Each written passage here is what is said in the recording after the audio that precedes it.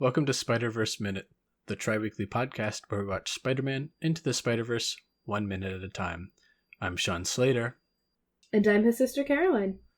And today we're watching minute 77, which starts with Jeff checking on his brother and ending a minute later with Peter comforting Miles. I've titled this minute, Brothers Reunited. Yeah, this was a very sad reunion between the brothers. Again, like I was talking in the comics, Jeff isn't there like right when Aaron dies. He finds out later and then goes and tells Miles. And like, I don't know which would be worse, finding him laying in the alley with Spider-Man sitting over him, or like having to get told. I feel like this is probably worse than having to get told by like somebody else. This is worse, especially because getting into my first point, like Jeff says, like when he's just like Aaron, oh Aaron, it sounds almost like he knew, like it feels like it was more of a like oh, this finally happened kind of Aaron, like Aaron, no, and less of a like shock. He still sounds regretful of it, almost like I wanted to make things right between us before this happened. In a way. Oh yeah, definitely. Like there's regret in that sentence. Yeah, and not like shocked, like he seemed to know. So do you think he knew that? Obviously, he knew that Aaron was a criminal. Do you think he knew that he was the Prowler, or just like, not shocked that, okay, he's a criminal, he's dressed up like a criminal? Yeah, that's a hard one. I'm kind of leaning on the side that he knew he was Prowler. Yeah, I think I am as well. Because he doesn't show any sort of shock of like Miles did when he found out Aaron was Prowler. Like, there's no real shock of like there's no processing that either. And I feel like he would at that point. I could see it going either way though.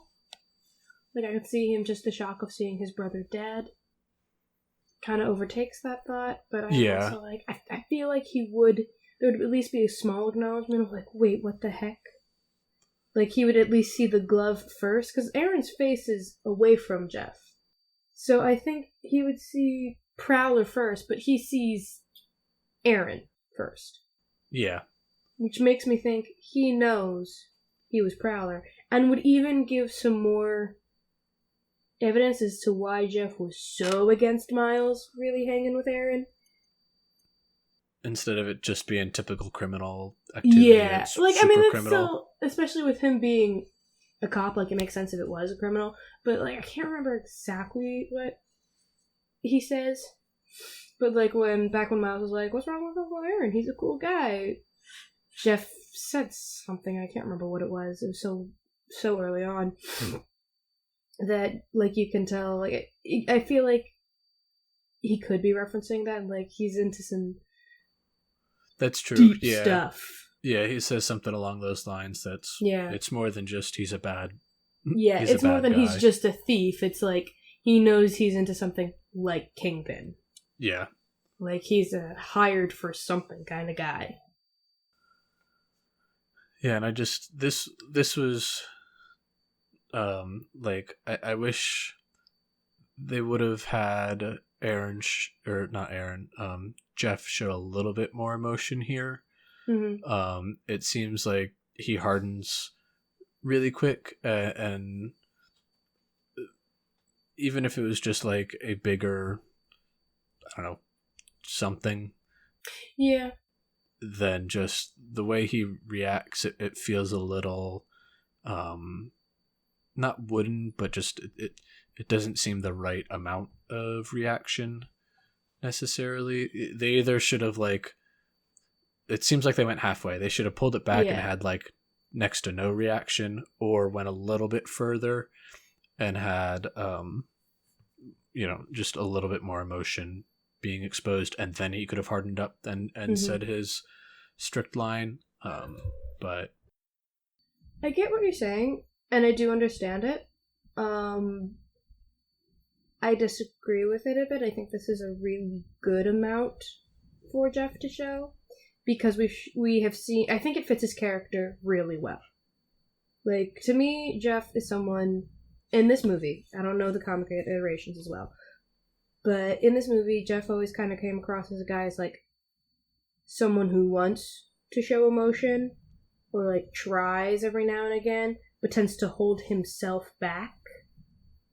Like, he doesn't have full control over his emotions, so like when he gets really emotional, he like loses it, but then he like hardens up as quick as he can to kind of hide those emotions. So I thought it was very fitting for him, because I feel like they've shown at least elements of it in the past, of like how fast he can switch between emotional to strict. So it made sense to me. I felt it fit his character very well, but I also understand what you're saying, and I could see them going a little farther and it still fit. I think it fit perfectly for this character, though. It's just like, usually he seems to go a bit softer in like when Miles shows up, or when he's leaving the voicemail for Miles, like he seems to go a bit softer to like a bit stricter than he does here, and I feel like this should elicit a slightly more emotional response, where he should go he did punch the ground. Yeah, but I'm saying like he should go a little bit sadder before hardening up. Yeah. And then doing that. It could also be just, even though we said he's not shocked that Aaron died, it could still be the shock of finding him. Yeah. And that anger can rush real quick sometimes when people hit shock. What was I going to say? Oh, I also think there could also be the factor of he saw another Spider-Man. And even though the Spider-Man he knew, Peter, has been dead for a few days now, seeing another one, and we know his original thoughts on Peter's Spider-Man. So having already not the best of terms with a vigilante, or like a superhero in general, having seen now another one, kneeling over his dead brother. I think some of the... do you understand what I'm trying to say? I don't know if it's coming out right. Yeah, I mean, that's the hardening part, though, is like... Yeah. It didn't seem like it was enough for me. Mm-hmm. I understand that. It was enough for me, so... Yeah. But, like, I can also understand why you wanted to go further. I do love, moving on if I may... Yes, go ahead. That when he calls on the APB, he does say a new Spider-Man, and it makes sense. Yeah, it is funny that he would... a singular Spider-Man. Like, what if they would have caught one of the other ones, and there's just 4 more hanging out there? Like, which one is it? We don't know. Like, we got APB on the new Spider-Man. Is it the pig one? Like, yeah, it must have been very confusing at the precinct, because they're like, wait, we got a call for Spider People, and then now we're getting a call for now we're getting an APB on a new Spider-Man. Hold on, I'm confused. So I feel like there must be much confusion. In his defense, this is Miles has been seen more times. Like, this is kind of the first time that all the others have appeared, and so this one is obviously the first one. Or the new one. It seems like that this is, their Spider-Man. You think there are just going to be conspiracy theories after this? That there is just a whole species of spider people living underneath the city of New York? Maybe. You know someone's had to think of it after this. Yeah, at least one person has come up with that. But yeah. Then I love how they transition this moment to a great overhead shot of the alley. And we see Miles on the roof, watching, and he's still cloaked. Which makes me think why it was another evidence and why I think it was on command. Because he's still cloaked. Yeah, I can see that leading more credence to your interpretation of That it was less just try to get out of the way, try to get out of the way of him seeing me, and then once I'm clear, it goes not invisible. Especially because he was looking around earlier. Yeah. Miles was also probably able to crawl up the wall to get up to there, so like that would, he would have had to be able to do that without making noise, and like going up the wall instead of the fire escape would have been a good way to do that. Yeah. So yeah, I think that leads a bit more oomph to the idea that he did it on purpose. Yeah, and then once he once he hears the APB get called out, he backs away and heads back towards Visions, which then this yeah, it's where we cut to next. Yeah, and I really like the way they had Miles just kind of like angrily rage out in his room and just like slide everything all over the place. Yeah, the one thing I love before he like totally goes into room destruction, is we see like the back of him like just kind of showing there, and we actually see the book Great Expectations. Yeah. On his desk, and like we see it in shop, and I kind of love that. That it's like, well, these are these great expectations that are now put on you because of these powers. Like it's sort of that reminder, even though Miles doesn't see it. Like it's the reminder to the audience of like, yeah, and then the room destruction. I love how he just knocks things all over the place, and like this is finally him kind of processing the emotions. Yeah, I also love the editing that they did of like just the real quick cuts. Yeah. And so do you think he's angry at like himself for like causing this? Like he was in the alley, like what he kept saying to Uncle Aaron in the alley, like how he was sorry and now he's angry at himself for this happening. Do you think he's angry at Kingpin for doing it? Do you think he's just angry at everybody for everything? I think it's a mix. I think he's angry at Kingpin for shooting his uncle. I think he's angry at himself for, I feel like he thinks he let it happen. Yeah. In some way. So I think he's angry at himself, and I think he's just kind of angry at everybody. Of like, if I was just a normal kid, like none of this would have happened. Like I think it's just sort of anger due to grief, and his thoughts are spiraling at 1,000 miles per hour. So it's anger with a mix of everything. Yeah, I feel part of it's like I think definitely at himself is one of the bigger ones because of the way he looks down at the notebook. Yeah, when it pops open and it shows once again Great Expectations. It opens up to that page. And it's his last reminder of like he did that with his uncle. Mm-hmm. And so it's this other reminder, and he tries to throw away both this big tie that he has to his uncle as well as the expectations that are on him, and he tries to throw those away, and they come. It comes right back. Yeah. It's a metaphor. What is the author trying to say? Yes. It really is a great sort of go an English lit teacher on this a bit. It is actually a great metaphor in a sense of like he can't exactly escape it now that he's here. Like he's gone too far. Even if he tries to throw away those expectations, they're on him already. Yeah, and also like the other spider people crawling back through the window then, and trying to comfort him is sort of like those expectations also coming back. Like, hey, we're here for you. Essentially, is how it comes out. Yeah.